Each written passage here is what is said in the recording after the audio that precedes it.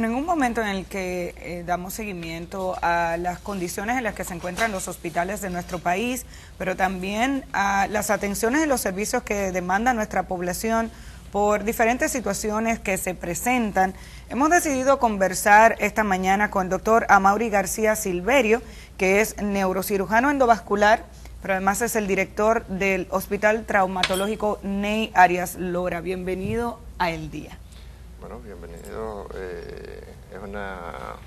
Es un grato placer estar acá. Para mí es un placer. Y pues nada, abierto a sus inquietudes. Bueno, muchísimas Doctor, gracias. En estos días, y es una de las principales razones por las que hemos generado esta conversación, estuvimos dando seguimiento a unas estadísticas internacionales que dan cuenta de que República Dominicana sigue siendo uno de los países donde más personas mueren producto de los accidentes de tránsito. Es más, aquí se ha hablado de la posibilidad de que esto sea una epidemia. Usted trabaja en un hospital traumatológico y quisiéramos saber, en términos generales, ¿cómo usted considera hasta dónde llega el problema en nuestro país para que empecemos a hablar de soluciones? Bueno, pues fíjense, ciertamente cuando nosotros hablamos de el trauma, y es importante desde el punto de vista conceptual pues, poner una serie de, quizás de límites. Habitualmente nosotros hablamos de accidentes, pero hemos dicho en más de una ocasión que cuando hablamos de un accidente, implícitamente hay una excusa. Ajá. De una situación casual, que no es de una eventualidad, eso es correcto. Sin embargo, nosotros vemos que la tipificación de esta enfermedad, la enfermedad traumática, está muy vinculado a falta de observación de la ley, a un asunto que ya prácticamente se ha hecho costumbre, el hecho de que las personas que van en una motocicleta pues van desprovistos de una indumentaria que es fundamental, que es el casco de protección. Ajá. Entonces, nosotros decidimos hace mucho tiempo empezar a investigar. Por ejemplo, se habla de choques de tránsito, y es como yo quiero pues, comenzar esta conversación. Los choques de tránsito en la República Dominicana son, desafortunadamente, según la Organización Mundial de la Salud, una de las causas más penosas, decirlo, ¿no? Es la principal causa de muerte en un grupo de edad que está ubicado en los más productivos. Probablemente nosotros, que nos encontramos en ese rango de edad, entre los 19 y los 45 años de edad, es la primera causa de muerte en el mundo, ¿verdad? Pero la República Dominicana es el país, según la OMS, hará unos 3-4 años, decía que el país más peligroso del mundo en el tránsito, pues lo representamos desafortunadamente la República Dominicana. Hicimos un trabajo hace un año atrás en el Hospital Ney Arias Lora, que daba cuenta que de unos 580 defunciones, para ser más específico 581 defunciones, teníamos ligado solamente a un renglón, el caso de el traumatismo cráneoencefálico, unos 188 Entonces, esto nos dice a nosotros del problema fundamentalmente en gente joven, en gente productiva, porque el grupo de edad más impactado es entre 19 y 45 años. Estamos hablando de más de un 57% se ubica en este grupo de edad. Y ahí estamos hablando de gente que está yendo a la universidad, o de gente que está trabajando, de gente que tiene, que asume ya la responsabilidad de una familia. Y esto se traduce en un problema mayúsculo, porque no solamente es un problema de mortalidad, que solamente... un problema grave. Que ya es un problema de por sí grave, porque concluye la existencia del ser humano en un ciclo de vida que se supone que, según las estadísticas, los dominicanos debemos vivir alrededor de 74 años. Ajá. Y si tú te vas del mundo a los 45, a los 30, a los 20, como dicen estas estadísticas, pues entonces ya eso es poca fortuna. Pero si a eso agregamos el hecho de la discapacidad, ¿qué sucede cuando una persona pues tiene una lesión medular? la médula espinal. Antes de que usted pase ahí, doctor, y perdone que lo interrumpa, es que me pareció elevadísima la cifra de defunciones.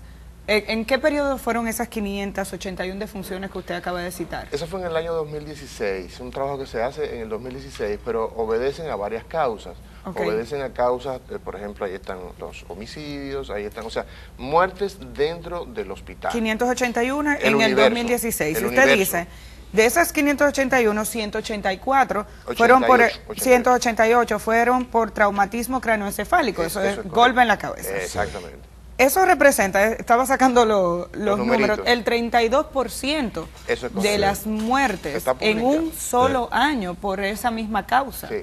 ¿De las muertes o de los accidentes? No, de las defunciones. Yo quiero que ustedes, que son líderes de opinión, empecemos, y se hará difícil, porque todo el mundo habla de accidente, señores, hablemos de choques de tránsito. ¿Por qué? Por lo que ya les decía, choques de tránsito. Incluyamos en nuestro vocabulario el tema choque de tránsito y empecemos a dejar de lado el de accidente. ¿Por qué? Porque esos muchachos que van en la vía pública planchados, usted los ve y se caen y terminan entonces en el hospital, fallecen o no es un choque. Ese no es un accidente. Ese es un choque.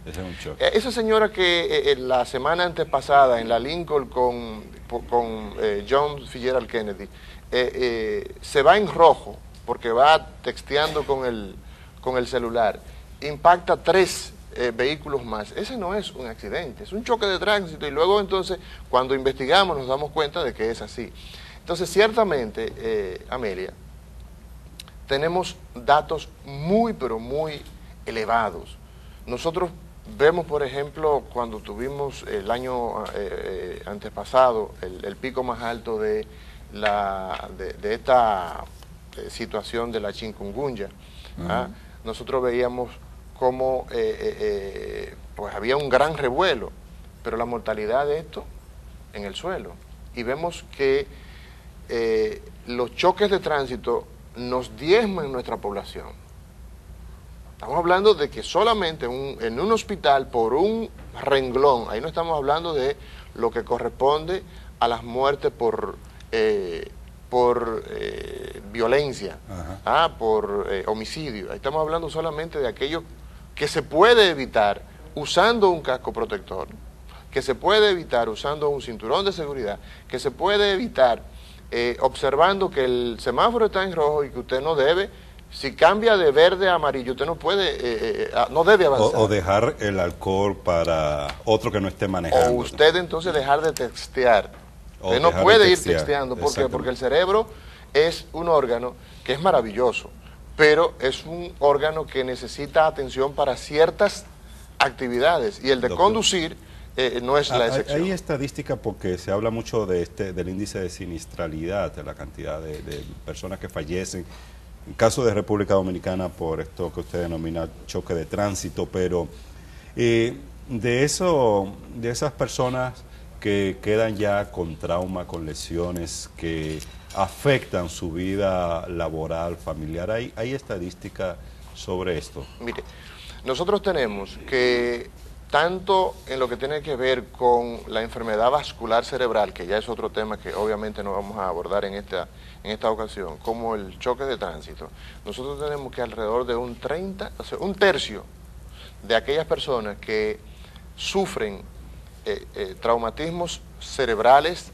importantes, entre moderado y severo, más de un tercio, se ubica más o menos entre un 40%, entre 33 a un 40% de personas que quedan con discapacidad. Y la discapacidad, o sea, una persona que queda tullido, como dice la gente en los campos dominicanos, para que nos entendamos, entendiendo que este programa pues, tiene un alcance nacional, los tullidos, los discapacitados, estamos hablando de lo mismo, representan una de las cargas más fuertes. ¿Por qué? Porque yo les decía antes de su pregunta, que aquella persona que la médula espinal, que es lo que nos permite a nosotros mover las manos, mover los pies, caminar, sentir, tener una erección, defecar,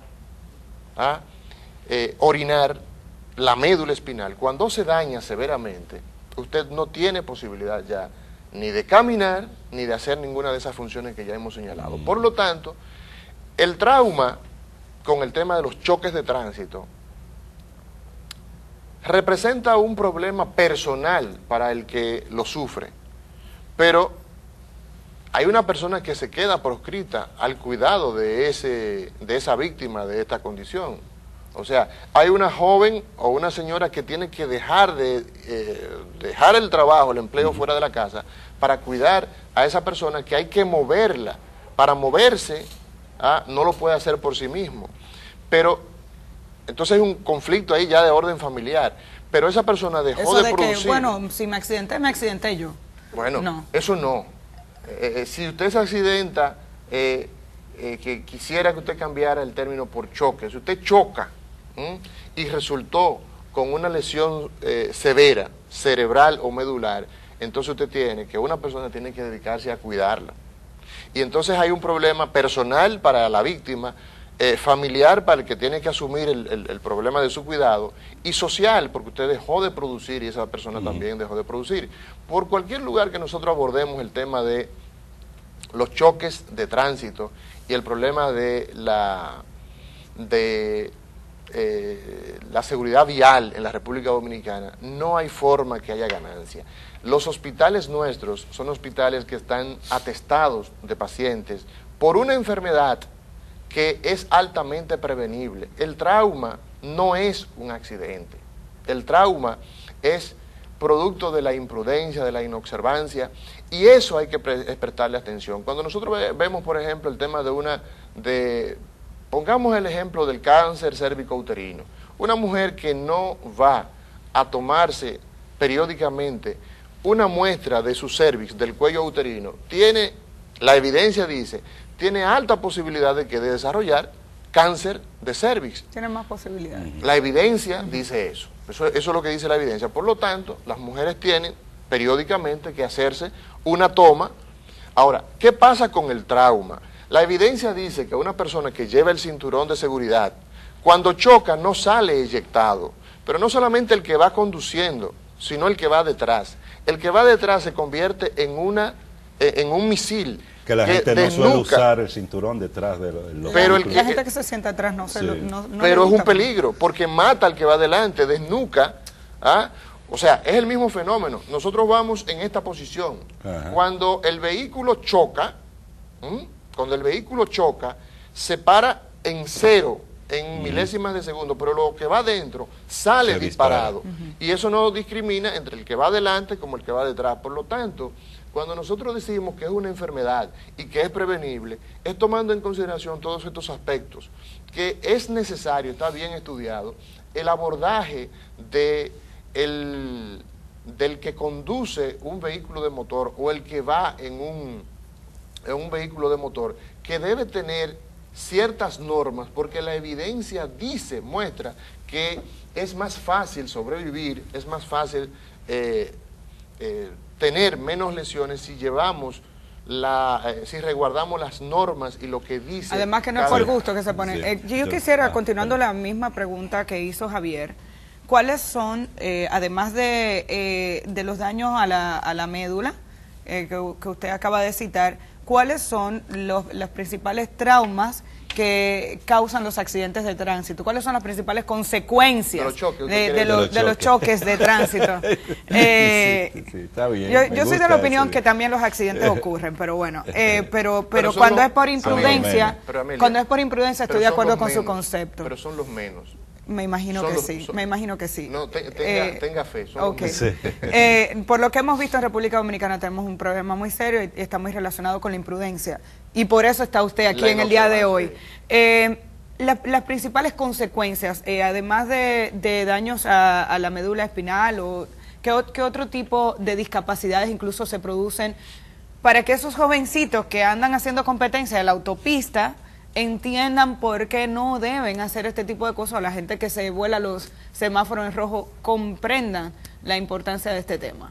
Bien, mire, aparte de lo que tiene que ver ya con lo que es la parte del sistema nervioso, que yo como neurocirujano como que me enfoco más en esto, pero que es lo más catastrófico, el problema de que una persona deja de hablar.